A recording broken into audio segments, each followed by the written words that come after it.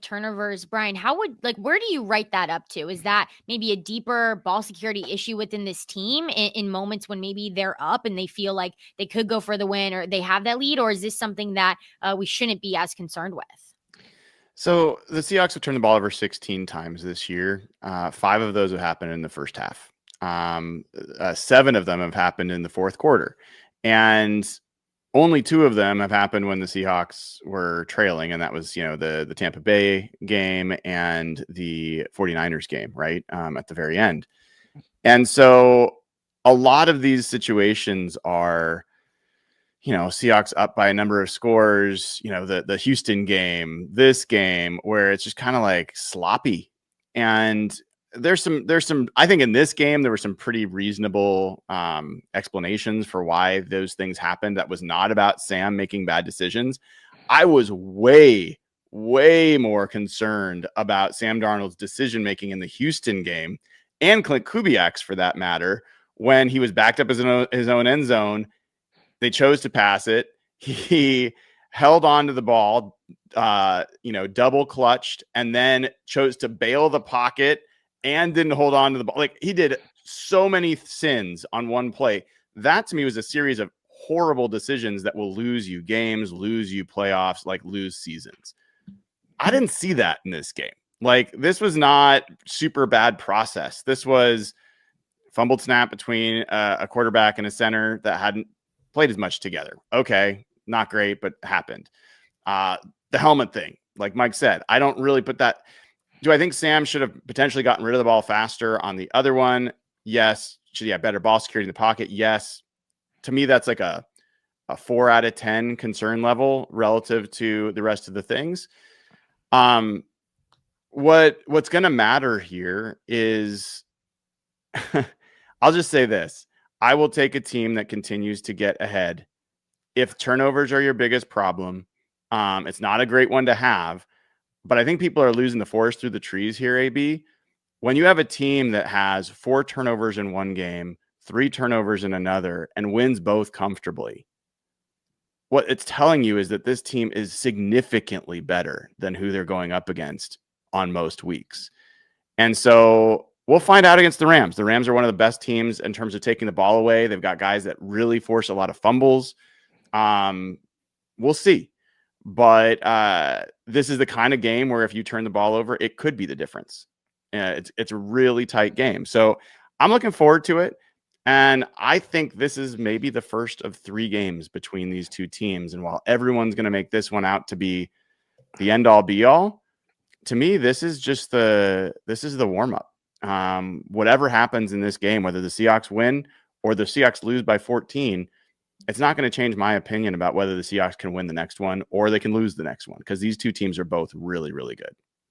I think something that's helping me write off some of those offensive turnovers, is that they've been in weird situations, like, deflections, backed up on the goal line, like not typical, just, middle of the field turnovers that maybe the Seahawks are able to hang their hat on and still learn from, right? Because you're going to be in those situations, hopefully in the postseason, and able to find your way out of it. But I do want to make sure that we have time to get to this massive game coming up this week. By note, big news just with center Jalen Sundell suffering a knee injury. Mike McDonald said it's going to be multiple weeks. So just, Rob, quickly, with Oluwatimi, just what should fans know about him coming in and being the center for this team?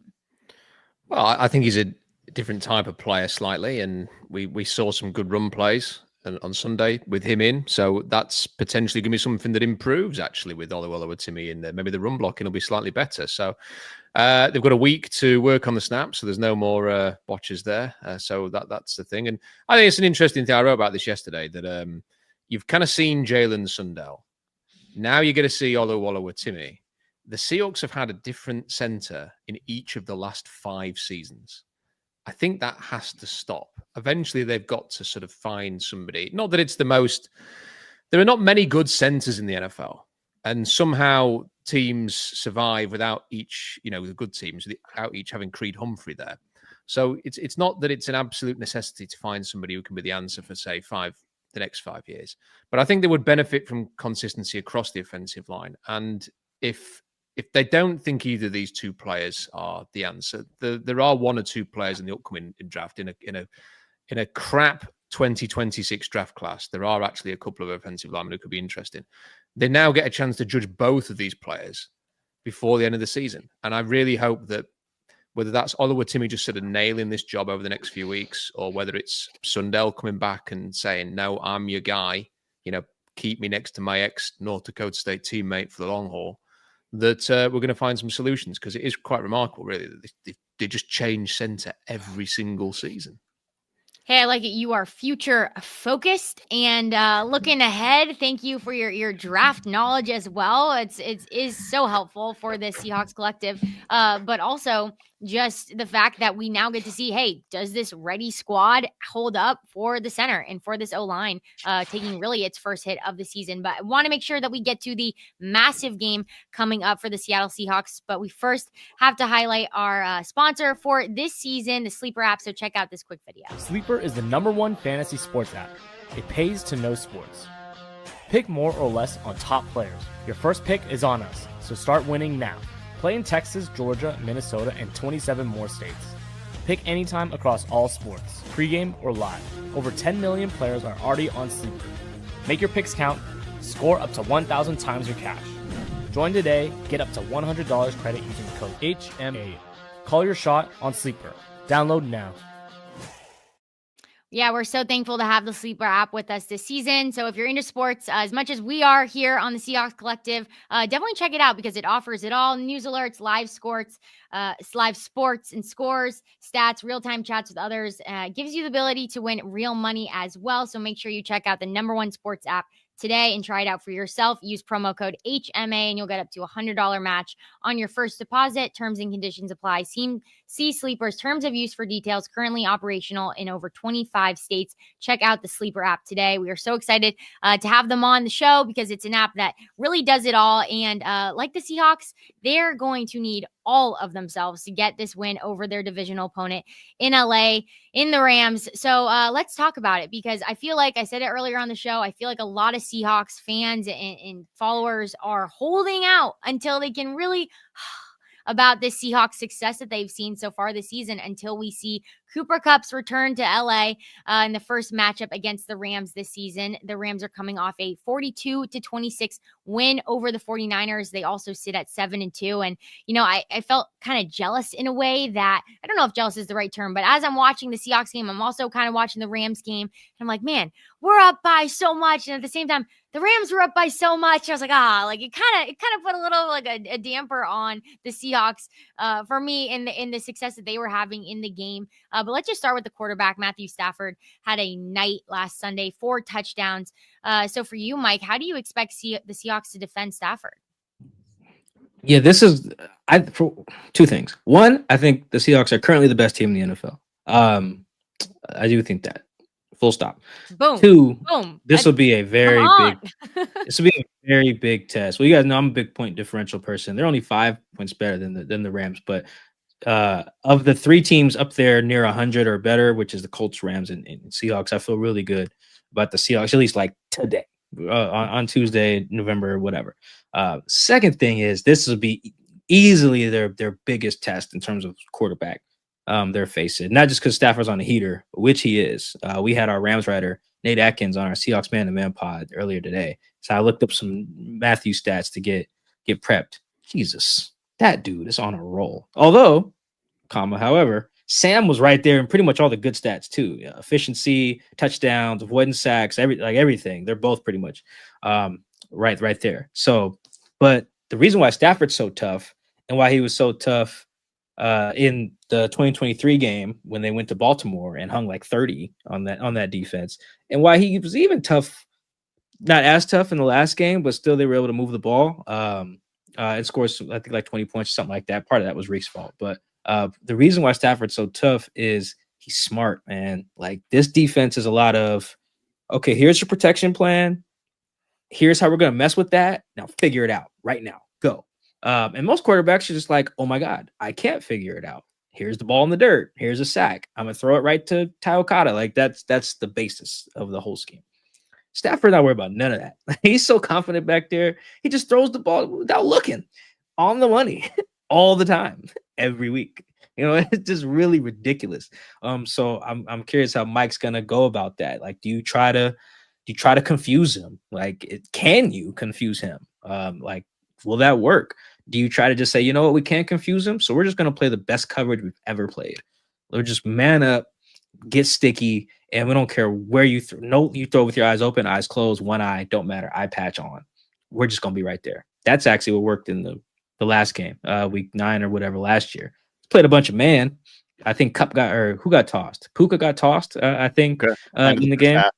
Yeah, Puka got tossed, and they were like, okay, well, all of us can guard Cup. So they just manned up, and it was hard for them to score. So I think this is a really tough challenge. This is, if Devontae plays, this is the best receiver tandem they will have faced, best quarterback, maybe best OC, depending on how you feel about Kyle Shanahan. Like, all of this stuff is like, this is the end of the sports movie, like where the two like teams that have been on the path together fight, you know, or like to Brian's point, maybe it's the beginning of the movie. Either way, these are the two juggernauts. I'm very excited for how they figure this out, because there's a world here where Stafford just continues this heater because he's really good and he's played Mike McDonald and put up points on him before. And hopefully you have to imagine, too, that the Rams are thinking the same thing on the other side about Sam Darnold in JSN. So, Rob, what's the number one thing on your mind when you think about this game on Sunday? It's the game that Matt Stafford actually played against the Seahawks last season, because he only played against them once, because in the second game, it was the backups for the Rams. And it's quite interesting, actually, that the Rams didn't have that much success against the Seahawks in the game that they played their starters last year.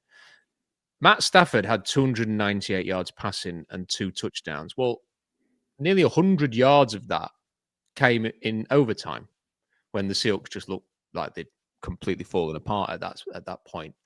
So in the actual 4 quarters, 200 yards, 50% passing, a pick and a touchdown, and the Rams ran for 68 yards at 2.8 yards a carry.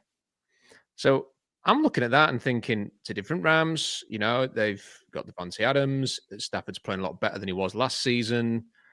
But this offense did not perform in Seattle last season to the high-octane standard that you're currently seeing. And the reason the Seahawks lost that game is because of the Seahawks. So I'm looking at this game and thinking, one, can you do that again? Can you limit the damage? You are not going to completely shut down Sean McVay. But if you can produce a performance where they only run for 3 yards a carry again, and Stafford has 200 yards and a pick and an interception, I think the Seahawks are going to win. If they can then stay out of their own way. Don't give away a horrendous 100-yard pick six. Don't, turn the ball over. Don't make the mistakes when you're in the red zone. Finish your drives. So I fancy it. I'm fancying the Seahawks in this game because of that. The only evidence I've got of Mike McDonald as the Seahawks head coach with these players, Matt Stafford did not play well, and his numbers were, you got to give him credit. Over time, he was there. He won them the game with his arm. Straight down the field, finished the game, 80-odd yards. But Brian, I'm gonna quote Rob. Do you fancy this game? Because I'm gonna steal that, Rob. I love that now. So Brian, I know we're a little pressed on time, but I know this game. You got a lot of thoughts about this game. So what's the number one thing on your mind? Yeah, I'll keep it brief. I'll say this. I'm right there with Rob and Mike. I think this is going to be a great matchup. Normally, AB, you can find, okay, like here's the weak spot on this team, and here's the weak spot. There's not really like very clearly defined weak spots. If I'm a Rams fan, I'm looking at Anthony Bradford and I'm saying, even though Anthony Bradford's played a nice couple of games, I'm putting Jared Verse over that guy, and I'm going to spam that as much as possible to try to just cause chaos. Like quick twitch pass rusher against a guy that struggled in pass pro. On the other side, something I think people are not going to talk about, the Rams have an unbelievable array of pass rushers, right? Everybody knows about their young edge rushers, especially. They were at a 47% pressure rate for the first 4 weeks of the season, like really getting to the quarterback. The last 5 weeks, it's dropped down to 30%. The last 2 games combined, they have 1 sack and 2 quarterback hits. And so I'm wondering what's going on there. I'm also looking at a Rams team that started to play a lot more cover 4, a lot more conservative to try to like take away explosive passes. I'm also looking at a Rams team that ranks 22nd in the NFL in defending the play action pass. And the teams that have ranked worse than that the Seahawks have faced, you're talking about like the Commanders and the Bucks and teams that the Seahawks have generally put up big numbers against. So I think this is going to be an absolute fantastic game. Matt Stafford is never going to be out of it. I'm not sure the Seahawks are ever going to be out of it. And I cannot wait to spend the next however many hours of this week just talking nonstop about this game, because I think it's just, this is why you're a football fan. Games like this, they do not come very often. I think it's been over a decade at least since there's been a football game of this quality for a Seahawks fan to watch. Well, hey, coaches and players always say after the game, hey, next game is the most important game. We're not looking ahead. Well, no, this is the game. It could not be more true.